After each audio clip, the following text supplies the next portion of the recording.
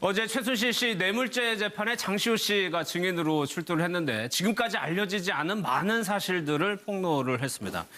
일단 작심을 한 것 같아요. 그동안에 언론 보도 아닌 내용들이 굉장히 많이 나왔었거든요. 네, 그렇습니다. 일단은 검찰에서 증언한 내용을 확인하는 그런 증인이었어요. 직접 나와서 증언을 해야지만 그 증거가, 그러니까 검찰 조서의 증거가 이제 채택이 되거든요. 그런데 검찰에서 진술한 것만 해도 되는 장시호 씨가 갑작스럽게 생각이 납니다 하고 단편적으로 생각이 나는 부분들, 우리가 보통 이제 생각했던 호칭이라든지 생각 못했던 호칭이라든지 뭐 삼성동 자택의 비자금이라든지 여러 부분에서 생각지도 못한 이야기들을 하니까 최순실 씨가 드디어 흔들렸다. 그러니까 이렇게 물론 자신이 직접 법정에서 증인들한테 질문한 적은 있어도 화를 내고 막 이렇게 폭발한 적은 없었거든요. 그러니까 상당히 아픈 부분들이 지금 증언이 된 게 아니냐라고 지금 추측을 할 수가 있겠습니다. 그러니까 언론에서는 고성이라고 표현하지만 거의 말싸움하는 정도에 이르렀다는 얘기거든요. 네, 그렇죠. 사실은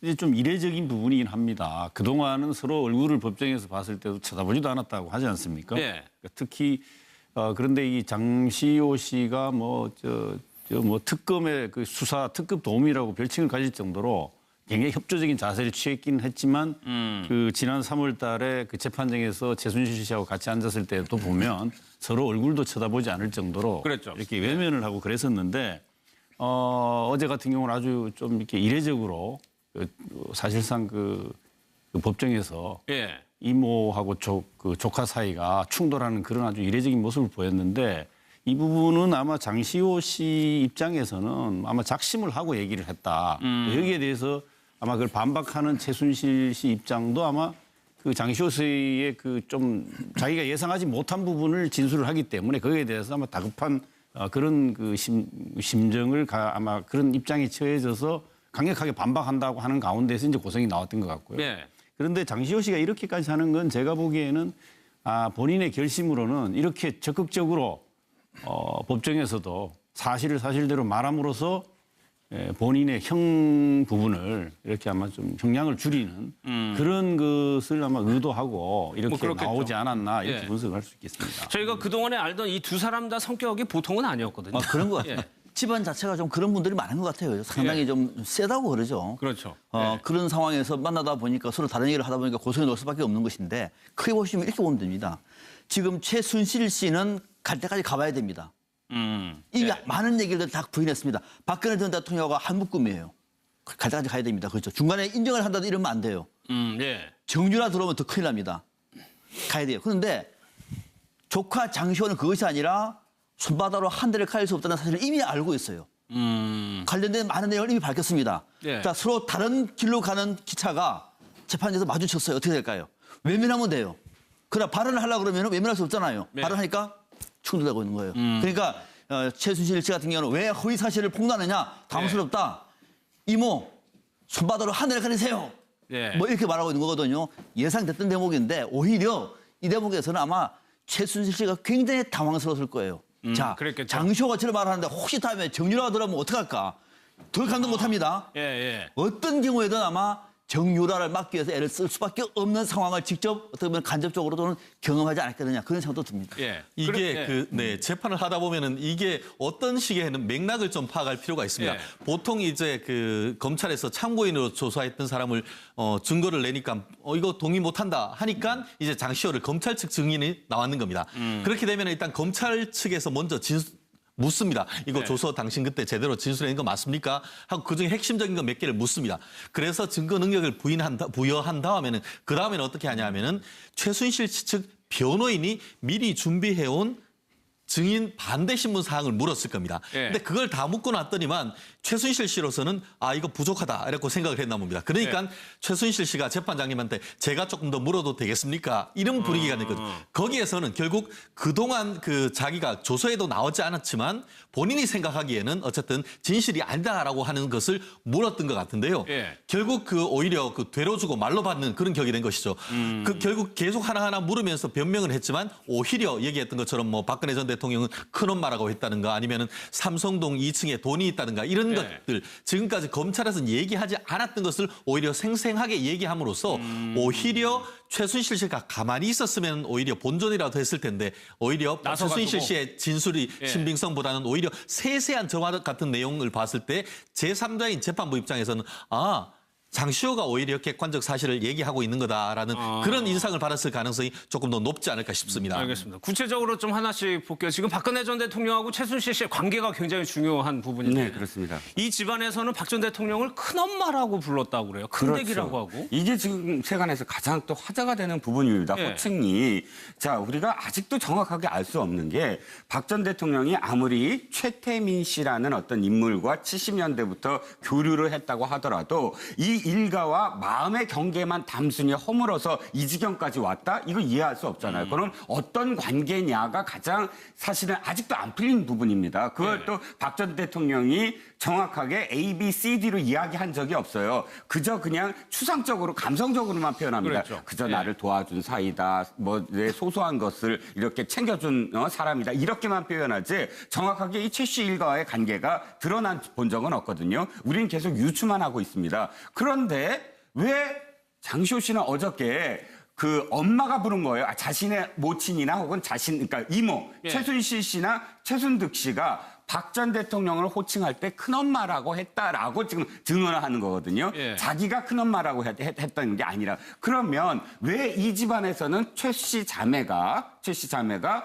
박 대통령을 큰엄마라고 불렀을까? 뭐 여러 가지 분석은 있습니다. 우리가 보통 뭐 일반적으로도 저기 큰 집이야 했을 때 이제 청와대를 뜻한 그거는 좀 뭐 그럴 수가 있잖아요. 그래서 이제 워낙에 가까이 살았으니까 가까이 아무리 뭐 이 인척은 아니지만 이모라고 부르든가 뭐 엄마라고 부르든가 그럴 수도 있다. 그래서 이제 청와대에 있기 때문에 큰엄마다 이렇게 그냥 기계적으로 해석하는 사람들도 있지만 그러나 얼마나 가까웠으면 이게 완전히 피보다 진한 물이라고 하지 않습니까? 얼마나 가까웠으면 그런 표현을 썼을까? 더군다나 크다, 작다? 이 표현은 도대체 뭐였까? 이런 어떤 의혹이 계속 또 확산되고 있는 거죠. 그러니까 세간에서는 참 방송에서 하기 어려운 얘기, 소문까지도 뭐 있었지만 일단 그 정도는 아니고요. 일단 관계가 보면은 가족만큼 긴밀했다라는 거는 볼 수 있을 것 같아요. 예, 바로 그 점은 지금 그 장시호 씨가 폭로라고 할 수도 있고 또 뭐 장시호 씨 자신이 자연스럽게 겪었던 사실을 아마 장시호 씨 얘기가 훨씬 더 법정에서 보면 설득력이 있어 보이는데 뭐 특별히 장시호가 거짓말을 만들어서 해야 될 이유가 우선 없기 때문인데 지금 폭로된 내용 중에서 이 큰엄마 부분하고요. 그 삼성동 2층 집에 이모가 말해가지고 최순실 씨가 말해가지고 이 돈이 있었다고 하는 부분 이 두 가지는 다른 어떤 폭로보다 중요한 의미를 갖는다고 제가 보는 것은 뭐 아시다시피 지금 뇌물죄 문제가 가장 핵심인데 박근혜 전 대통령하고 최순실 씨의 경제 공동체 이 공유 관계를 특검이나 검찰이 강력하게 지금 그 증거를 뒷받침하는 부분에 굉장히 그 심혈을 기울이고 있지 않습니까? 그런 부분을 뒷받침해 줄 수 있는 상당히 중요한 관계의 긴밀성, 사실상 가족 관계에 가깝다라고 하는 걸 큰엄마라는 용어를 통해서 확인 가능하고 이 삼성동이라고 하는 부분은 박근혜 전 대통령의 집이잖아요. 우리가 다 알고 있듯이. 그걸 물론 최순실 씨가 다 관리를 해봤는데 거기에다 돈이 있는데 그 최순실 씨 자기 말로는 하남에 땅 판 거를 자기가 갖다 놨다는데 그럼 자기 돈을 왜 삼성동에 갖다 놨어요? 자기 집에 갖다 놔야 되고 이거 말이 안 되고 안 그러면 삼성동에 있는 박근혜 전 대통령의 돈이었다면 그 돈을 왜 자기가 써서 꺼내다가 자기의 그 딸하고 딸이 낳은 손자인 그 유주라고 하는 거기 그 생활비로 써야 되는데 이것이 사실은 결국은 특검이나 검찰이 입증하고자 하는 그 증거, 그 경제 공동체 이 공유 관계를 입증하는데 굉장히 중요한 증거가 될 수 있다는 증거를 그러니까 우리가 그게 추가적인 내용이 나온 거예요. 경제 공동체 이익 공유 뭐 삼성동 자택 얘기만 하고 있었는데 이러한 내밀한 관계들을 보면은 뭐 일단은 신빙성이 가게 되는데 그러면서 이런 문자를 공개한 겁니다. 장시호 씨가 큰 집 어른들이 뭐라고 하시는지 물어볼게. 이런 식으로 이제 표현을 했다는 거예요. 그러니까 이제 최순실 씨 쪽에서는 청와대는 큰 집, 큰 집에 계시는 대통령은 큰엄마로 통칭이 된 거죠. 그죠? 큰 집, 작은 집 할 정도로 가족과 같은 분위기였던 것이죠. 그런데 좀 아쉬운 대목은 지금 앞서 좋은 얘기 넣었습니다만 경제 공동체라고 하는 개념이 아마 이거는 박근혜 전 대통령도 인정하기 어려울 수도 있어요. 왜? 40년을 그렇게 살아왔는데 이제 와서 그게 죄가 돼가지고 경제 공동체로 엮이나 충격일 수가 있는데 정말 가족보다 더 가깝게 서로 온 것 같아요. 모든 워딩을 보면은. 그런데 검찰이나 특검은 그 관계를 알았을 텐데 삼성동 저 집은 왜 압수수색에서 빠졌을까요? 그 부분이 조금 지금 정말 논란이 되고 아쉬워요. 있습니다. 그러니까 저걸 예. 몰랐다고 얘기하면은 정말 수사가 부족했던 것이고요. 예. 그러니까 삼성동 자택에 박근혜 전 대통령과 또는 최순실 씨가 수시로 오고 가고 했다라고 얘기하면은 거기도 뭐가 있을 수도 있잖아요. 예. 또는 그동안 잃어버렸던 검정색 빨간색 가방이 있을 수도 있는 것이고 한 번쯤은 생각해 볼 텐데도 안 갔다는 거. 몰랐다고 얘기하면 무능한 것이고 알고도 알았다고 얘기하면은 이거는 또 국민의 비판을 받을 대목이거든요. 예. 왠지 삼성동 자택, 박근혜 전 대통령 자택을 압수수색하지 않는 것이 지금 보니까 상당히 많은 여한으로 저도 우리 남습니다. 박 박사님 말씀에 공감을 하면서 예. 아마 그때가 특검이 수사를 하고 있을 때 장시호 씨가 이제 그 12월에 아마 이걸 얘기한 것 같은데 특검이 알았다는 거죠.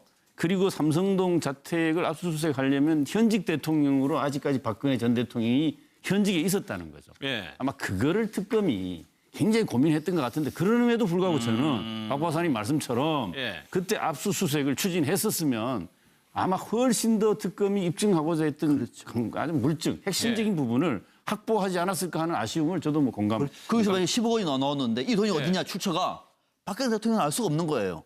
그러니까 그런 부분을 이용하고 최순실 씨가 아마 삼성동 자택에 금고라든가 다른 것들을 이미 갖다 놨을 수도 있는 상황인데 특검은 압수수색을 고민하다가 못했습니다. 그렇죠. 두 가지 가능성이 다 있겠죠. 예. 원래부터 사실상 삼성동 자택은 4년 동안 아무도 없지 않았어요. 그러니까 그곳을 비밀 금고라든지 예. 그런 곳으로 활용했던가 아니면 저 시점이 뭐냐면 이제 이미 그 구속이 되고 그다음에 수사를 받고 있는 과정이기 때문에 이 지금 최순실 씨가 삼성동에도 자기 집이 있습니다. 그것만이나 압구정동에도 뭐 그 급하게 이제 뭐 세를 월세집을 이제 구했고 여러 가지 어떤 곳들을 검찰이 하나씩 다 뒤져나가는 과정에서 급히 뭐 삼성동 집에 옮겨놨을 수도 있겠죠. 그러나 그럼에도 불구하고 어쨌든 지금 이 조카와 이모 사이에는 삼성동 집에 가면 뭐가 있다라고 이야기해서 그것을 찾을 만큼 삼성동 집이라는 것이 이미 그 말만 해도 박근혜 전 대통령의 집 이다라고 서로 알 수 있을 만큼 그 집에 대한 무엇인가가 공유되고 있다는 거죠. 그러니까 그 점이 지금 여러분들이 말씀하셨듯이 특검은 하나하나 이제 앞으로 재판 과정에서 이런 증거들을 계속 밝히려고 하는 겁니다. 그러니까 이 자신들이 갖고 있는 어떤 증거들 그 중에 하나가 드러난 것이죠. 그러니까 거기에 이제 10억이 있나 봐요. 그러니까 최순실 씨도 그 부분은 어제 재판에서 은연중에 인정을 했어요.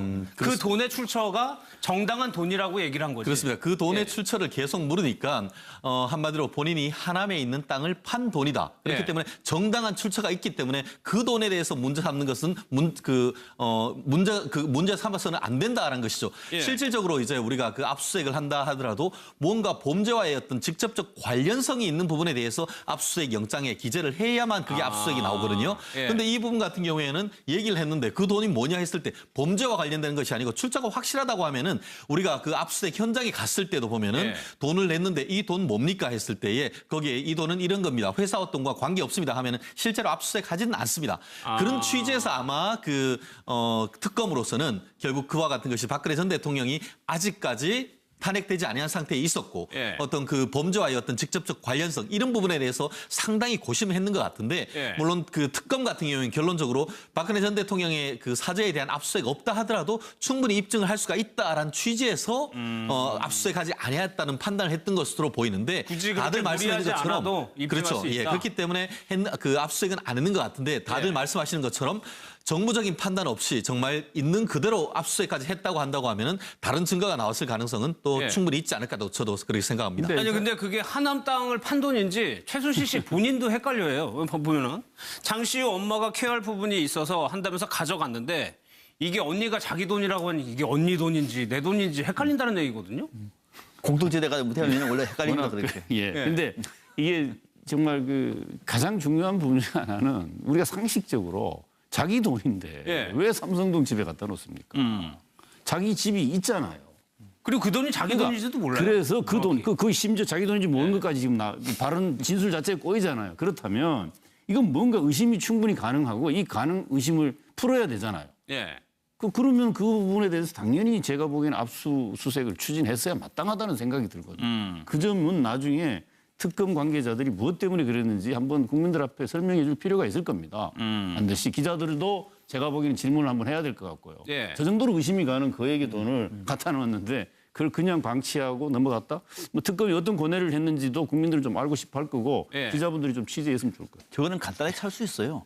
하남 땅을 팔 때 땅을 판 매매 계획서가 있잖아요. 예. 돈이 오고 간다 루트 다 했습니다. 그리고 그 돈을 어디서 찾았는지 보면 금방 나와요. 제가 어렵지 않습니다. 마음만 있으면 내일이라도 확인할 수 있습니다. 지금.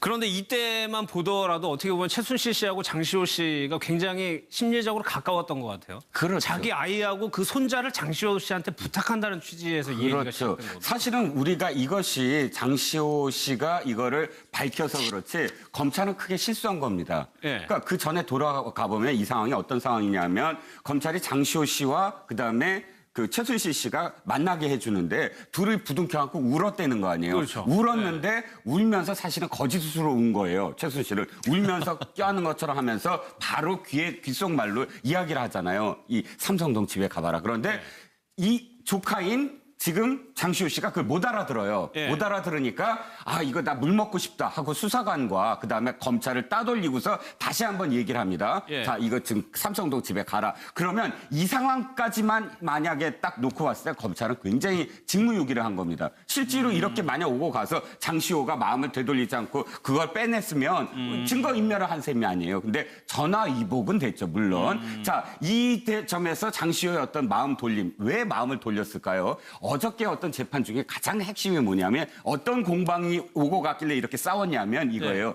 지금 최순실은 동계 스포츠 영재센터를 김종과 그다음에 장시호가 다 했다. 나는 한 번밖에 안 갔고 예. 그다음에 나는 그냥 조언만 했을 뿐이다. 이걸로 해서 이 모든 것들을 다 뒤집어 씌우면 장시호는 어떻게 되냐면 삼성으로부터 뇌물 받은 사람이 돼요. 그렇죠. 그러면 뭐 어마어마하게 김종과 엮여지면 이것도 뇌물죄가 되잖아요. 그러면 장시호로 봤을 때는 최선의 어쨌든 방어가 아니라 최선의 진실을 밝혀서 내가 뇌물죄를 안 당한다. 그러니까 그 공방이 기저에 깔리면서 이제 하나씩 장시호는 검찰에 진술하지 아니한 부분까지도 어떻게 하나씩 얘기하기 시작한 거죠. 근데 다만 저는 이 부분과 관련해서는 조금 의문이 있습니다. 실무적으로 이제 우리가 검찰방에 갔을 때에 검찰의 조사를 받는 그 피의자가 예. 검사한테 물을 달라고 할 수 있을까요? 저도 그 부분을 질문하는 변호인이 같이 옆에 거의 대동을 했을 겁니다. 그것도 2번이나 가거든요. 그렇죠. 2번이나. 그런 상황 속에서 1차 시도하고 2차 시도하고 물을 달라고 했는데 밖으로 해도 검사실 안에 가면은 다 물 다 있습니다. 밖에 있는 것이 아니고 그렇기 때문에 제 개인적인 실무적 감각으로서는 검사한테 물을 달라고 했다는 것도 의문이 들고 물을 달라고 해서 검사를 밖으로 내보낸 사이에 했다? 검사만 있는 것이 아니고 그 검사실 내에는 여직원도 있고 수사관들이 몇 명이 있습니다. 그리고 변호인까지 있는 상황 속에서 저렇게 했는지에 대해서는 본인이 얘기를 하기 때문에 그랬을 가능성도 있습니다만 제 개인적인 어떤 실무적 감각으로서는 저 부분에 대해서는 조금 의문이 간다고 좀 말씀드리고 싶습니다. 예. 그러니까 이거 2번이나 검사를 방 밖으로 내보낸 다음에 이 얘기를 했다고 이제 장시호 씨가 얘기하는데 이게 좀 부자연스러워 보이긴 해요. 이게 마치 검사가 아무것도 모르고 물 떠다 주는 사람도 아니고 2번이나 이렇게 내보냈다가 아무튼 이 얘기를 했다는 겁니다. 아예 그런다고 하면은 저렇게 할 거 없이 변호인한테 얘기하면 되는 거거든요. 옆에 있는 변호인한테 매우 좀 전해달라고도 할 수 있는 것인데 옆에 그 검사 있고 다들 그 수사관까지 다 있는데 저렇게 했다? 저의 개인적인 어떤 실무적 감각으로서는 조금 납득하기 어려운 점은 있는 것 같습니다. 혹시 변호인한테도 숨겨야 할 뭐가 있지 않을까요? 뭐 그럴 가능성은 저는 그럴 것 같은데요. 정말로 두 사람만이 아는, 정말로 두 사람, 아무도 모르는, 정유라도 모르는 두 사람만 아는 거를 얘기를 해야 될 때 시간이 없어요. 어떻게 할까요? 검사님한테 물 한 잔만 갖다 달라고. 그럼 나간 사이 귓속말로 얘기한 그 두 차례나. 아마 그런 것이 사실이라면 저도 박 박사님 말씀에 동의하는 게 자 변호인은 나의 무죄만 이렇게 밝혀주면 되는데 당신은 그 유무죄에 관련된 게 아니에요. 삼성적 자택에 있는 돈은 어떻게든 빼돌려서 정유라한테 줘라. 정유라를 위해서 써라. 자기가 앞으로 어떻게 될지 모르니까 이 부분은 변호사한테 굳이 얘기해야 될까요? 그건 저는 좀 다르게. 근데 왜 제가 그런 말씀을 하냐면은 정유라 씨가 그 구속되지 않았다라고 하면 저는 얘기가 될 겁니다. 근데 정유라 씨도 그때 긴급 체포된 다음에 계속 구속돼 있었지 않습니까? 그런데 그 구속돼 가지고 있는 사람들한테서 아들하고 또 그 손자를 돈이 어디 있으니까 봐달라? 저는 그런 맥락 속에서 그런 얘기를 전했다 하더라도 과연 그러면은 그 구속돼 있어 계속 있는 이 장시호가 계속 지금 그 밖에 있는 아이를 그렇게 봐줄 수 있는지 그 부분을 제가 좀 의문스럽다는 점 말씀드린 겁니다. 검찰에서 그래서 혹시 신빙성을 좀 낮게 본 건 아닌가 뭐 그런 생각도 드는데 또요 내곡동 집으로 옮겨간다는 뭐 기사 저희가 많이 전해드렸는데 이 집 모양도 장시호 씨가 어디서 본 것 같다라는 얘기를 했단 그러니까 말이에요. 지금 장시호 씨 말을 우리가 그대로 받아들이면은 예. 이전부터 박근혜 전 대통령이 삼성동 자택을 팔고 다른 곳으로 옮길 것을 물색을 하고 있었다. 그랬다는 얘기죠. 뭐 유엔 빌리지 얘기 나오는 것이고. 예. 그리고 내곡동도 우리는 이번에 처음으로 내곡동 가진 집을 산 줄 알았는데 그것이 아니라 내곡동 가운데서도 그 집이 그 집인지는 모르겠으나 2층 집에 보니까 그때 이미 얘기가 나왔던 집인 것 같다. 그때도 내곡동 얘기가 나왔다라고 지금 말을 하고 있는 거거든요. 그러면은 박근혜 전 대통령이 이미 청와대에 있을 때부터 삼성동에서 다른 곳으로 살 수 있는 그 얘기를 이미 흘린 것이고 그거를 네.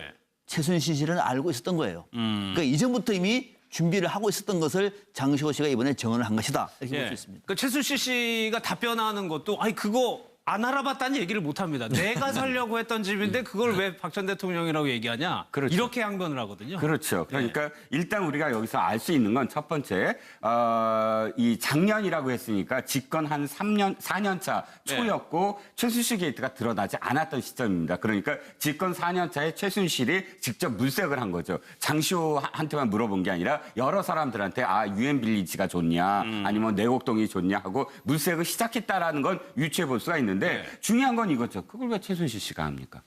그걸 왜 최순실 씨가 유엔 빌리지도 알아보고 내곡동도 알아보고 그러니까 여기서도 어찌됐든 이 사람은 모든 거를 다 또 관계가 또 관계가 또 강화되죠. 드러나는 어떤 대목이죠. 이실 전에 몰라서 물으신 거 아니잖아요. 예. 또 하나 나온 내용이 이것도 재판에서 중요한 내용일 것 같은데 박 전 대통령하고 기업 총수가 독대하는 거를 최순실 씨가 알았다.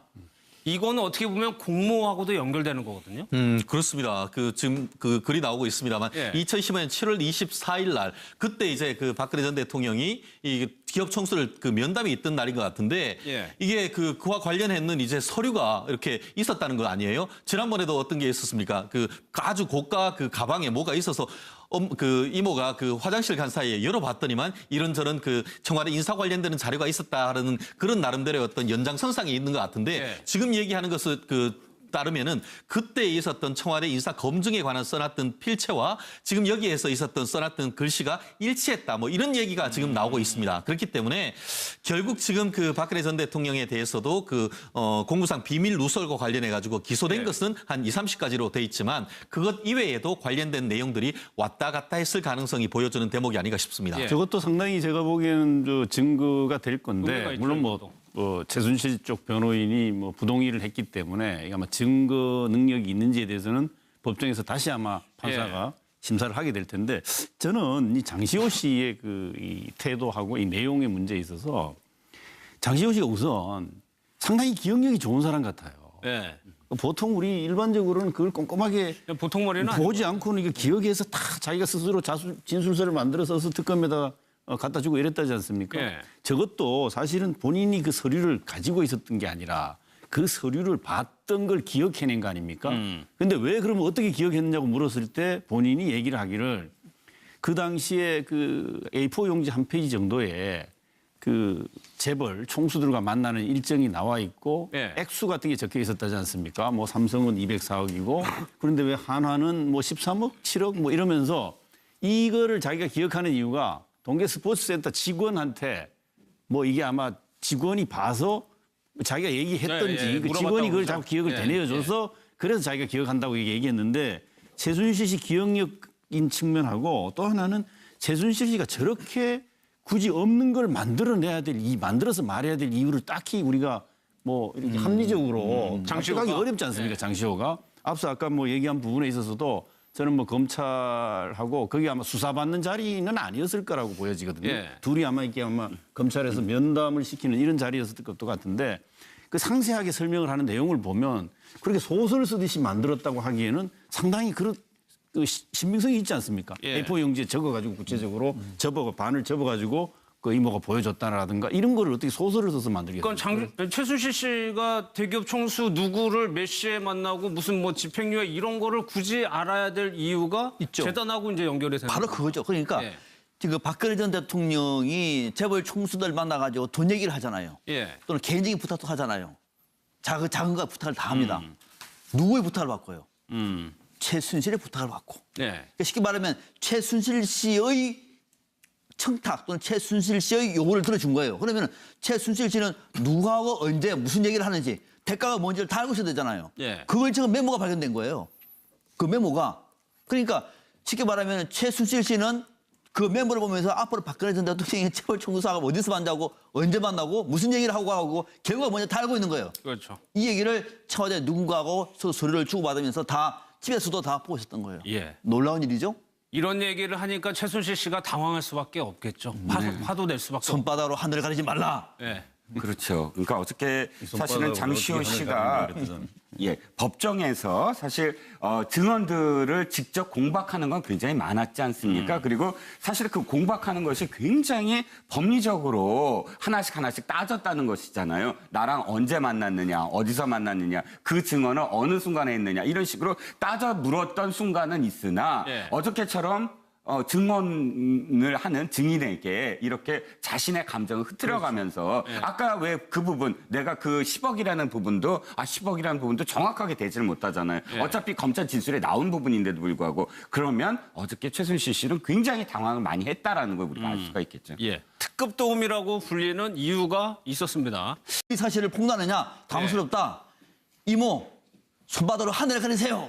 예. 뭐 이렇게 말하고 있는 거거든요. 예상됐던 대목인데 오히려 이 대목에서는 아마 최순실 씨가 굉장히 당황스러웠을 거예요. 자, 그랬겠죠. 장시호가 저를 말하는데 혹시 다음에 정유라가 들어오면 어떡할까? 더 감동 못합니다. 예, 예. 어떤 경우에든 아마 정유라를 막기 위해서 애를 쓸 수밖에 없는 상황을 직접 어떻게 보면 간접적으로 또는 경험하지 않았겠느냐 그런 생각도 듭니다. 예. 이게 재판을 하다 보면은 이게 어떤 식의 맥락을 좀 파악할 필요가 있습니다. 예. 보통 이제 그 검찰에서 참고인으로 조사했던 사람을 증거를 내니까 이거 동의 못한다 하니까 이제 장시호를 검찰 측 증인이 나왔는 겁니다. 그렇게 되면 일단 검찰 측에서 먼저 묻습니다. 이거 네. 조서 당신 그때 제대로 진술한 거 맞습니까? 하고 그중에 핵심적인 거 몇 개를 묻습니다. 그래서 증거 능력을 부여한 다음에는 그 다음에는 어떻게 하냐 하면은 최순실 측 변호인이 미리 준비해온 증인 반대 신문 사항을 물었을 겁니다. 예. 근데 그걸 다 묻고 났더니만 최순실 씨로서는 이거 부족하다 이렇게 생각을 했나 봅니다. 그러니까 최순실 씨가 재판장님한테 제가 조금 더 물어도 되겠습니까? 이런 분위기가 됐거든요. 거기에서는 결국 그동안 그 자기가 조서에도 나오지 않았지만 본인이 생각하기에는 어쨌든 진실이 아니다라고 하는 것을 물었던 것 같은데요. 예. 결국 오히려 되로 주고 말로 받는 그런 격이 된 것이죠. 결국 계속 하나하나 물으면서 변명을 했지만 오히려 얘기했던 것처럼 뭐 박근혜 전 대통령은 큰엄마라고 했다든가 아니면은 삼성동 2층에 돈이 있다든가 이런 것들 지금까지 검찰에서는 얘기하지 않았던 것을 오히려 생생하게 얘기함으로써 오히려 최순실 씨가 가만히 있었으면 오히려 본전이라도 했을. 어제 최순실 씨 뇌물죄 재판에 장시호 씨가 증인으로 출두를 했는데 지금까지 알려지지 않은 많은 사실들을 폭로를 했습니다. 일단 작심을 한 것 같아요. 그동안에 언론 보도 아닌 내용들이 굉장히 많이 나왔었거든요. 네, 그렇습니다. 일단은 검찰에서 증언한 내용을 확인하는 그런 증인이었어요. 직접 나와서 증언을 해야지만 그 증거가, 그러니까 검찰 조서의 증거가 이제 채택이 되거든요. 그런데 검찰에서 진술한 것만 해도 되는 장시호 씨가 갑작스럽게 생각이 납니다 하고 단편적으로 생각이 나는 부분들 우리가 보통 이제 생각했던 호칭이라든지 생각 못했던 호칭이라든지 뭐 삼성동 자택의 비자금이라든지 여러 부분에서 생각지도 못한 이야기들을 하니까 최순실 씨가 드디어 흔들렸다. 그러니까 이렇게 물론 자신이 직접 법정에서 증인들한테 질문한 적은 있어도 화를 내고 막 이렇게 폭발한 적은 없었거든요. 그러니까 상당히 아픈 부분들이 지금 증언이 된 게 아니냐라고 지금 추측을 할 수가 있겠습니다. 그러니까 언론에서는 고성이라고 표현하지만 거의 말싸움하는 정도에 이르렀다는 얘기거든요. 네, 그렇죠. 사실은